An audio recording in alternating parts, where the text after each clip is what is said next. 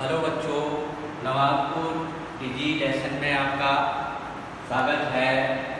मैं वरिष्ठ व्याख्याता पहलवान सिंह राजपूत कक्षा 12 वाणिज्य संकाय के अंतर्गत अकाउंटेंसी विषय के इकाई अध्याय 1, इसका शीर्षक है लाभ न कमाने वाली संस्थाओं में लेखांकन। मैं आपको बताऊंगा कि लाभ न कमाने वाली संस्थाएं किस तरह से अपने अंतिम खाते तैयार करती हैं। इसको बताने से पहले थोड़े से मैथ के विषय में बच्चों में आपको बता देना चाहता हूँ कि जैसे कि आप जानते हैं कि माध्यमिक शिक्षा मंडल मध्य प्रदेश भोपाल के पाठ्यक्रम अनुसार कक्षा 12 में विगत 2 वर्षों से 20 नंबर का आपका प्रोजेक्ट वर्क होता है और 80 नंबर अतिवार के रूप में आपको मैथ परीक्षा के रूप में प्राप्त होते हैं। आपको थ्योरी के साथ साथ थ्योरी विषय के साथ साथ आपको प्रायोगिक विषय का भी विशेष ध्यान रखना है। इसलिए ये और महत्वपूर्ण हो जाता है कि जितना आपको वार्षिक परीक्षा की तैयारी हो रही है उससे कहीं ज़्यादा आपको प्रोजेक्ट वर्क की भी तैयारी हो रही है। तो बच्चों, आप कक्षा 11 में ये पढ़ के आए हैं कि एकाकी व्यापार में किस तरह से लेखांकन का काम होता है। पहले जनरल बनाते हैं, फिर खाते बनाते हैं, फिर अंतिम खाते बनाते हैं। अंतिम खाते के अंतर्गत व्यापार खाता, लाभ हानि खाता और चिट्ठा बनाते हैं। क्योंकि यहाँ हम लेखांकन का काम देख रहे हैं लाभ न कमाने वाली संस्थाओं में, गैर व्यापारिक संस्थाओं के विषय में देख रहे हैं कि लाभ न कमाने वाली संस्थाएँ या गैर व्यापारिक संस्थाएँ अपना हिसाब किताब किस तरह से रखती हैं और उनके लिए ये क्यों उपयोगी और क्यों महत्वपूर्ण होता है। तो बच्चों, जैसे व्यापारिक संस्थाएं जनरल एंट्रियाँ करती हैं, वैसी जनरल एंट्रियाँ लाभ कमाने वाली संस्थाएं नहीं करती हैं। ये सीधी रोकड़ बही में ही देखा करती हैं, क्योंकि यहाँ ज़्यादा बही रखने की कोई उपयोगिता नहीं होती है। लाभ न कमाने वाली संस्थाएं व्यापारिक संस्थाओं की तरह व्यापार खाता, लाभ हानि खाता नहीं बनाती हैं, बल्कि इनके अंतिम खाते के रूप में प्राप्ति भुगतान खाता, आयव्यय खाता और चिट्ठा आता है। क्योंकि लाभ कमाने वाली संस्थाएं लाभ को प्रदर्शित नहीं करती हैं, इसलिए व्यापार खाता और लाभ हानि खाते के स्थान पर प्राप्ति भुगतान खाता, इसको रिसीप्ट एंड पेमेंट अकाउंट के नाम से भी जानते हैं, और आयव्यय खाता, इसके विषय में मैं आगे चर्चा करूँगा, इनकम एक्सपेंडिचर और बैलेंस शीट। बैलेंस शीट सभी संस्थाओं की एक जैसी बनती है, बट मुख्य बिंदु यहाँ पर ये है प्राप्ति भुगतान खाता कैसे होता है। आपको वो सारी चीज़ें नहीं बताई जा रही है कि जनरल एंट्री होती है, फिर खाते का काम होता है, फिर तलपट बनाया जाता है। ये व्यापारिक संस्थाएं करती हैं। गैर व्यापारिक संस्थाएं जो होती हैं वो सीधे ही रोकड़ बही में इसकी एंट्री कर लेती है, रोकड़ बही में इसका लेखा कर लेती हैं, और रोकड़ बही की सहायता से साल के अंत में जब उनका लेखांकन का कार्य पूरा हो जाता है तो साल के अंत में रोकड़ बही की सहायता से खाता तैयार करके इस खाते को प्राप्ति भुगतान खाते के नाम से जानते हैं। अब मेरा क्वेश्चन हो गया कि प्राप्ति भुगतान खाता किसे कहते हैं। प्राप्ति भुगतान खाता कौन बनाता है? लाभ न कमाने वाली संस्थाएं रोकड़ बही की सहायता से अपनी आर्थिक स्थिति जानने के लिए साल के अंत में तैयार करती हैं। इसके माध्यम से हमें प्राप्त जानकारी मिलती है कि साल में किन किन साधनों से रोकड़ प्राप्त हुई और किन किन मदों में रोकड़ का भुगतान किया। ये जानने के लिए खाता बनता है और प्राप्ति भुगतान खाते के नाम से जाना जाता है। अब बच्चों, ये कैसे तैयार किया जाता है इसको ध्यान से देखें। थ्योरी के पार्ट में वीडियो में आपने प्राप्ति भुगतान खाता कैसे तैयार करते हैं, किन किन बातों का ध्यान रखना चाहिए, वो सारी बातें मैंने आपको बताई हैं। उन्हीं बातों को फिर से दोहरा रहा हूँ और व्यवहारिक रूप में आपको बताऊँगा। तो जब भी हम किसी संस्था का प्राप्ति भुगतान खाता बनाते हैं तो सबसे पहले संस्था का नाम लिखा जाता है। प्रश्न संस्था का नाम लिखा रहता है। यहाँ मैंने काल्पनिक नाम दिया है। आपकी किताब के विषय क्रमांक 21 जो पेज नंबर 51 पर है उसका उत्तर है ये। यहाँ संस्था का नाम नहीं दिया है, तो काल्पनिक नाम लेकर के लिखा है राजपूत सेवा समिति धन्यवाद।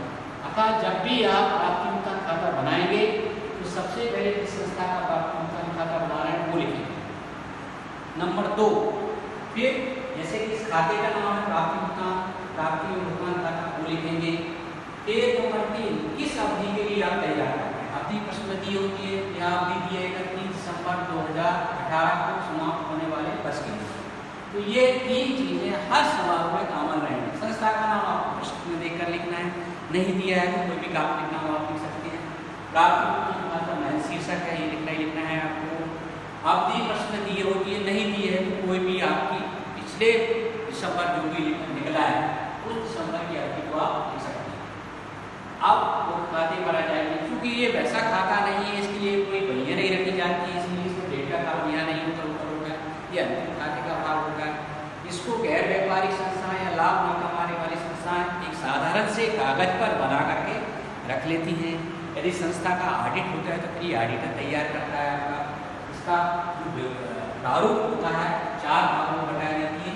पहला है आपका विवरण, रकम, विवरण, रकम। ये वाला भाग प्राप्ति वाला भाग कहलाता है, इसको अपन डेबिट भी कह सकते हैं क्योंकि ये खाता भी है, दो में से कोई एक लिखना है।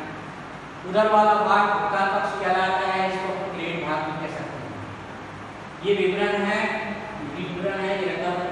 यहाँ जैसे कि बच्चों ने लिखा है कि ये प्राप्त, इस वाले विवरण वाले कॉलम में आपको वो पता लिखना है जहाँ से इस लाभ न कमाने वाली संस्थाओं को सिर्फ और सिर्फ नकदी में जो प्राप्ति हुई है वो सारी मदों के नाम लिखकर के उनकी राशि में बिल्कुल लिखना होगा। सिंपल सा काम होता है, तो पैसा आया वो यहाँ लिखना है, बट ये ध्यान रखना है इसमें सिर्फ रोकड़ी मदें आई, गैर रोकड़ी मदों का लेखा इसमें नहीं किया जाता है। इसको ध्यान से सुना, रोकड़ी में क्वेश्चन पूछा गया है, प्राप्ति भुगतान खाते में गैर रोकड़ी मदों का लेखा नहीं किया है। गैर रोकड़ी मदें कौन सी होती हैं? जैसे आदत्य व्यय गैर रोकड़ी होते हैं, आपकी उपार्जित आय गैर रोकड़ी होती है, निराश लगाना गैर रोकड़ी होती है, बिल्कुल। अर्थात सिंपल सी बात है, केवल वो मदद लिखना है जो नकदी में हुई है। ये प्राप्ति पक्ष है, और वो उधर भुगतान पक्ष है। भुगतान पक्ष में जो पैसा आपने नकद दिया है, ये आपकी किताब पर क्वेश्चन नंबर 21 पेज नंबर 51 पर दिया है, उसका उत्तर मैंने लिखा है। अब देखिए इसको कैसे तैयार करें। तो सबसे पहले प्राप्ति भुगतान खाते के सब पहले जो जिस अवधि के लिए हम प्राप्ति भुगतान खाता बना रहे हैं उस अवधि के पहले कितनी रोकड़ है, अर्थात पहली तारीख को कितनी रोकड़ है वो लिखिए। शेष रोकड़ के नाम से लिख देते हैं, रोकड़ शेष के नाम से लिख देते हैं, बैलेंस बीडी भी लिख देते हैं, शेष बीडा भी लिख देते हैं। लिखने का अपना तरीका होता है, उसमें कोई दिक्कत नहीं है, बट आपको सबसे पहले शेष रोकड़ लिखना है। और वो शेष रोकड़ कौन सी लिखना है? जिस अवधि के लिए हम प्राप्ति भुगतान खाता बना रहे हैं उस अवधि की पहली तारीख को हमारे पास इतना पैसा नहीं है। इस प्रश्न के हिसाब से शेष रोकड़ 8,800 को लिखिए। अब बच्चों आप देखो प्रश्न में जो मदद दी है आपकी मदों के हिसाब से मैं चलूंगा और राशि लिखते चलूंगा और बताते चलूंगा आपको। पेज नंबर 51 पर देखिए, सबसे पहले नंबर से दिए फिर प्राप्त चंदा। प्राप्त चंदा गैर व्यापारिक संस्थाओं या लाभ न कमाने वाली संस्थाओं का आय का सबसे महत्वपूर्ण स्रोत होता है। यह नकदी में इस संस्था को 76,200 रुपये चंदा प्राप्त है, जिसको सदस्यता शुल्क के नाम से भी जानते हैं, इंग्लिश में इसको सब्सक्रिप्शन बोलते हैं।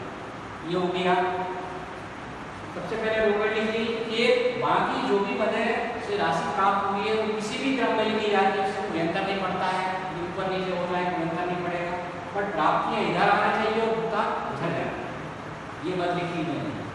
दूसरी मत प्रश्न में दान का है। गैर व्यापारिक संस्थाओं को आय के स्रोत के रूप में सदस्यों द्वारा, गैर सदस्यों द्वारा, आम लोगों द्वारा दान के रूप में जो राशि दी जाती है वो दान कहलाती है। दान के रूप में संस्था को 16,000 रुपये में ये कोई लिखी।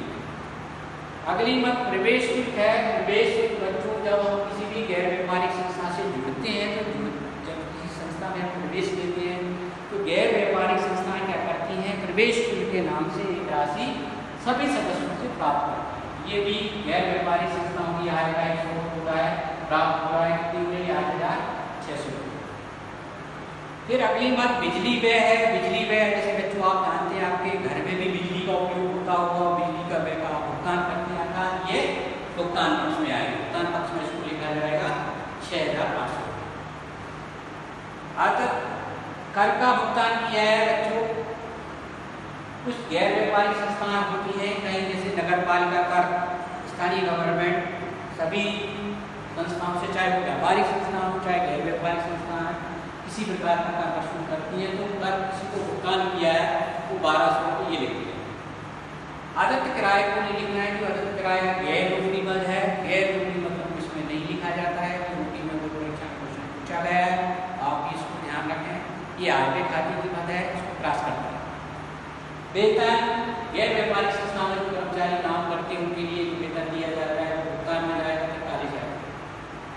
सचिव का मानदेय ऑनरेरियम क्या होता है? जब कोई व्यक्ति बिना वेतन के काम करता है या कोई व्यक्ति काम करता है तो उसके सम्मान के लिए कुछ एक मानदेय दिया जाता है, एक सम्मानजनक राशि उसको दी जाती है, वो मानदेय के नाम से।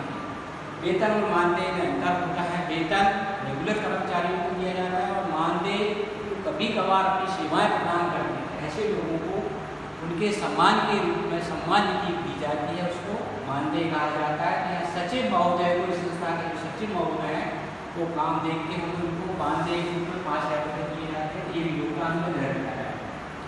फिर लेखन सामग्री मतलब स्टेशनरी होती है, ये भी भुगतान की मदद होती है। संस्था ने लेखन सामग्री खरीदी 700 रुपये ये भी दी। फुटकर वह कहते लगे होंगे, बहुत सारे ऐसे छोटे छोटे खर्चे होते हैं उनको अलग अलग नाम से खाता ना खोल करके फुटकर वह विविध व्यय के नाम से खाता खोल लेते हैं 1200 रुपये। बीमा प्रीमियम का भुगतान किया होगा, ये भी भुगतान की मदद होगी बच्चों, यहाँ लिखा गई। बीमा कराया होगा, संस्था का बीमा हो सकता है, प्रॉपर्टी का बीमा हो सकता है, ये लिख दिया। आप एक मत ये विनियोग पर ब्याज भुगतान इधर दिया है तो विनियोग गैर व्यापारिक संस्थाएं क्या करती हैं, अपनी आय बढ़ाने के हिसाब से जो उनके पास अतिरिक्त पैसा होता है कहीं इन्वेस्टमेंट कर देती है विनियोग करने का। तो विनियोग से जो ब्याज होता है वो गैर व्यापारिक संस्थाओं की आवाम कमाने वाली संस्थाओं की आय का साधन होता है। विनियोग से तात्पर्य जैसे मान लीजिए उन्होंने नेशनल सेविंग सर्टिफिकेट खरीदी है, बैंक में फिक्स डिपॉजिट कर दिया है या अन्य कहीं पैसा जमा कर देती है ताकि अतिरिक्त आय गैर व्यापारिक संस्थाओं की जनरेट हो जाए। इस तरह से ये प्राप्तियां हो गई बच्चों। हर सवाल में लगभग इसी तरह के नाम आते हैं। सबसे पहले आपको परचेज लिखना है, पहली तारीख वाली लिखना है, फिर चंदा, सदस्यता शुल्क, ये सब के नाम से जानती है, यहाँ लिखना है। बट यहाँ वो लिखना है जो बनती है अगले वर्ष, पिछले वर्ष, किसी वर्ष का ऐसे कोई लेना देना नहीं होता है।